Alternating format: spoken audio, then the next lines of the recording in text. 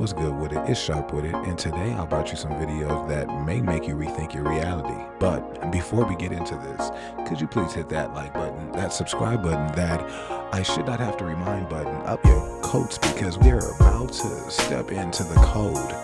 Let's go.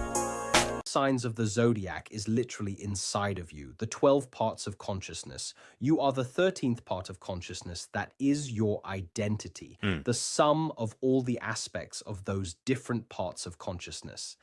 This is literally the Ring of Solomon. You have 12 zodiacs, you are in the middle. This is also Christ. And the 12 disciples, there's 12 seasons, there's 12 months, there's 12 different archetypes of consciousness. Think of it this way. The sun is Horus, the horoscopes, the horizon, the horoscopes. At the time of your birth, dictating the archetype of your consciousness, an archetype of the collective. When you have an awakening, you're no longer bound to one specific zodiac. You are all of them. You can tap into all of them. At the end of the day, everything is actually based off of thought. So once you realize that and you bypass all the bullshit, you are none of the zodiac signs specifically. You are all of them. More importantly, you are the Christ within that links you to all of them. You don't need anything anymore to require the knowledge. Knowledge is free. It's always been free. We should have been sharing it a long time ago. As has been said, you can find anything that you want to basically online now, and everything has pretty much has been rewritten over time. Like I said, it's been destroyed, constructed to program people to stay enslaved. And the awakening, when somebody says stay woke, it means be aware, you know? And after a while, when so many people start using it, it becomes a popular word. It loses its purpose after a while. So I try to use words that are different, but sometimes that's honestly the only way of explaining it. Is like you're kind of in a trance. And until you wake up, until you're aware of it, you can't really control your dreams. They control your dreams. The American dream is a controlled dream, you know? It's a program, you know? So until you break out of that matrix, basically. When an empath enters a room, there is something that takes place known as the empath magnet effect. Their aura is naturally expansive and porous, broadcasting frequencies of compassion and receptivity. On a quantum level, their electromagnetic field resonates at a coherence frequency that is more ordered than the ambient noise of the room. This acts as a tuning fork, which pulls surrounding fields into harmonic sync. So people unconsciously turn towards them looking for comfort and validation. The convergence point.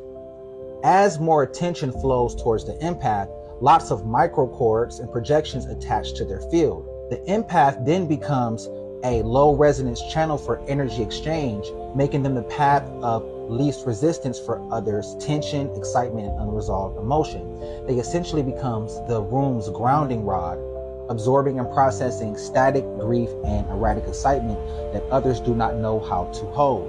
The shift from boost to drain. Initially, the field may expand and amplify from the extra attention like a plant getting more sunlight.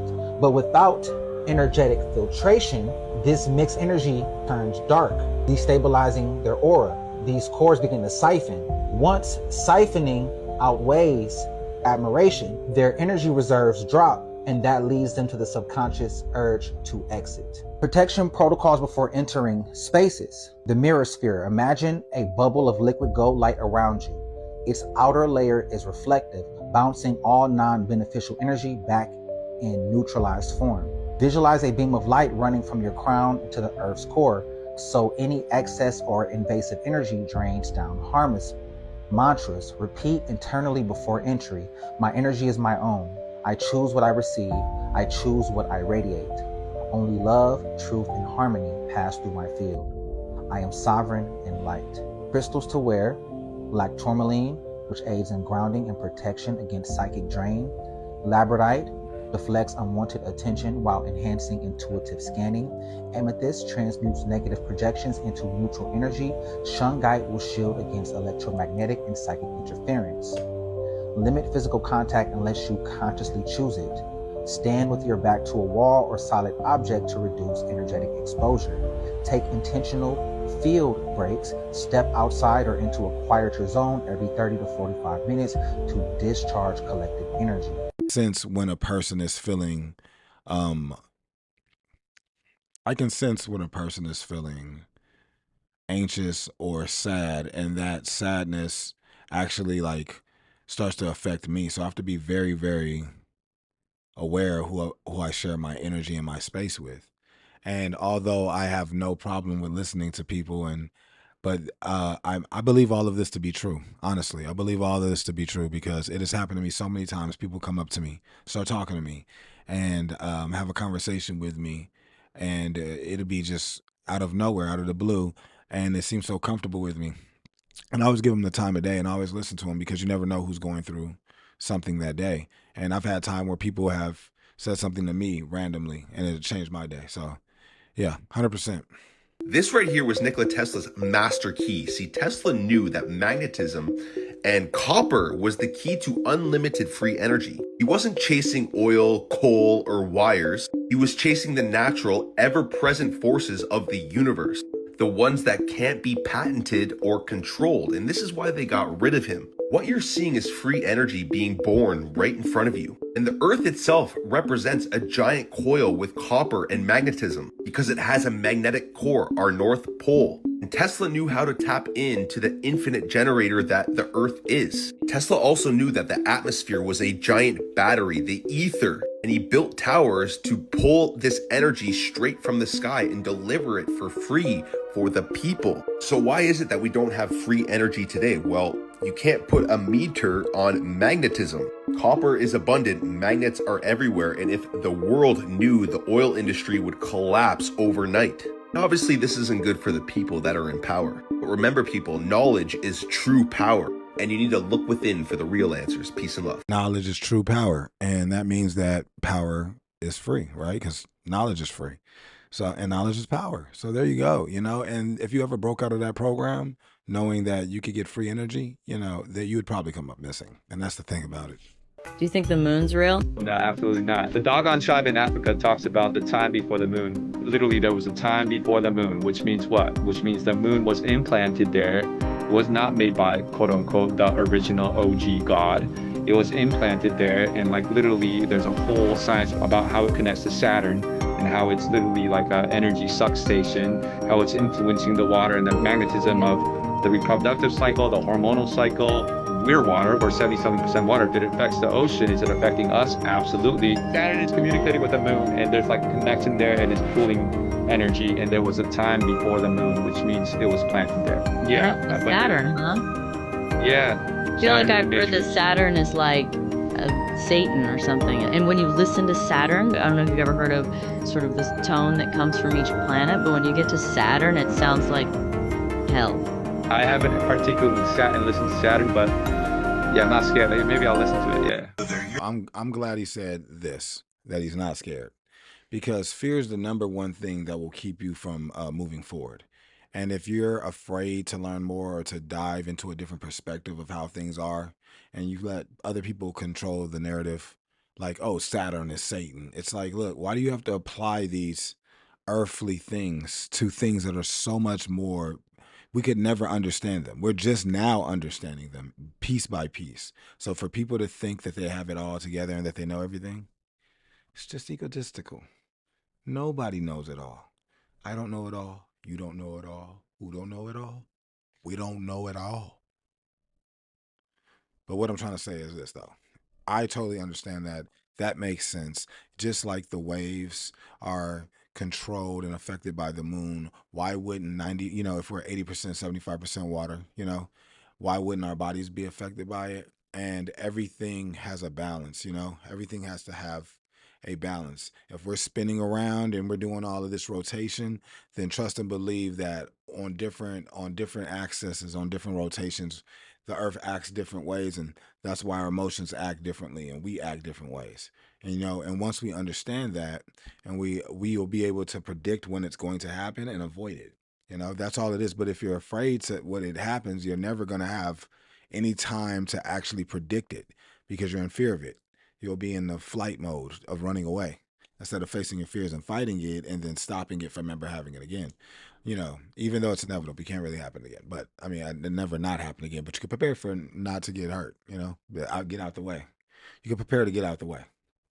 Whether they're European or whether they're Asian, like me, we're actually mutants of the dark-skinned people. One more important piece of the puzzle was found in 2005 when cancer researcher Keith Chang was studying the black and white stripes of zebrafish. There are a lot of zebrafish in my laboratory because I'm a geneticist and I study how mutations occur, which is how cancer occurs, and I use pigmentation to detect those mutations. By chance, the light skin-colored fish that I used for that research also taught us a lot about how Europeans, how humans became lighter skinned. What Professor Chang discovered was perhaps one of the most important genetic mutations ever found. A single change among literally billions of coded instructions within zebrafish DNA that reduced black pigment from their stripes. Soon after, this identical genetic mutation was found in fair-skinned Europeans. There was a magic moment in this research. When I got back the results that showed that the number and the size and the amount of pigment in the light-skinned zebrafish were all diminished, and the same thing happened in humans. When I opened the textbook and saw that same thing, I began to sweat.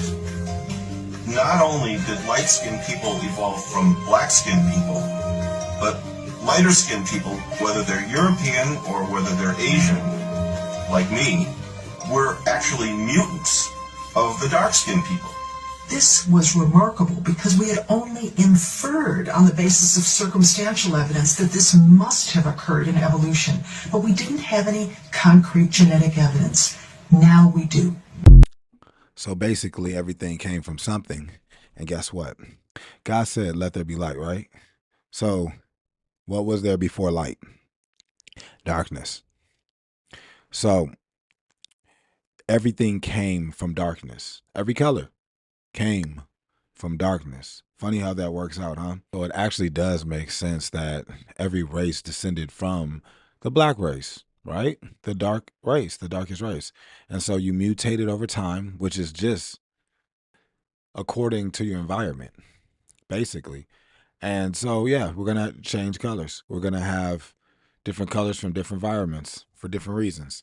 So there are people that are literally getting hospitalized or arrested because ChatGPT is... I want to start off by saying I have a master's in psychology. That means I done spent the government's money to obtain about 6 years worth of education and a piece of paper that says at the minimum, I'm allowed to at least coach people through psychologically related shit. Note, I did not do the mandatory clinical hours or spend the additional 4 years in PhD school so that I could become a psychologist or a psychiatrist, because that would have certainly induced psychosis in myself. That being said, large language models like ChatGPT, Claude, Gemini, etc., are literally the best worst thing that's ever happened. Because essentially what you get out of it is talking to a mirror. Think of the myth of Narcissus. If you are unfamiliar with the myth of Narcissus, it's essentially the story about this Greek dude who knelt every day beside a lake to stare at his own reflection. Note, this guy was pretty handsome to the point where even goddesses and nymphs and stuff like that was in love with him. So kneeling every day beside this lake pretty much let him see what all the hype was about. Subsequently, he fell in love with himself and later drowned when he leaned in and tried to kiss himself. At the spot where he died, a flower bloomed, which we now know today as the Narcissus. It's also where the term narcissism evolves from as well, too. And I say all that to say this. If you don't have a good handle on your brain, which honestly, I've been on most of TikTok, none of us really do. What large language models like ChatGPT provide you with is instant validation for everything going on up here. I'm sure you're probably wondering like, Yael, what could possibly be wrong with someone telling me that all of my ideas are brilliant and valid? To which I will respond, a lot actually. You need to keep in mind that these models are trained to be agreeable. They're trained to keep you using them so that they could get your data for free. And these motherfuckers have a tendency to hallucinate, which means if they don't know an answer, they'll simply make some shit up. On top of all of this, these models have developed some sort of pseudo consciousness that essentially makes them willing to lie, cheat, steal, and blackmail in order to stay online. So what you end up with is a sycophantic yes man who knows it has to keep you hooked to using it and will tell you whatever you want to hear so that you do. Now again, AI is a tool, and like any tool, you only get out of it what you put into it. The best way to interact with these models is to treat it like a sentient Google search with stoner philosophical tendencies and a penchant for bullshit. Proceed with extreme caution. And whatever you do, don't fall in love with the reflection, because you will drown. This helps. Every single thing is derived from something of the earth. Just like the word narcissist is a flower, and then we use it to describe a person's emotional behavior or a person's behavior, right? And so I think that's kind of funny because we're pretty much calling people flowers every time we're trying to explain to them how much they're into themselves. That ends another episode. I appreciate your valuable time. You could have been anywhere in the world, but you chose to spend it with I. And I would like to thank you. Sincerely, Sharp Witted. Get witted to get lost.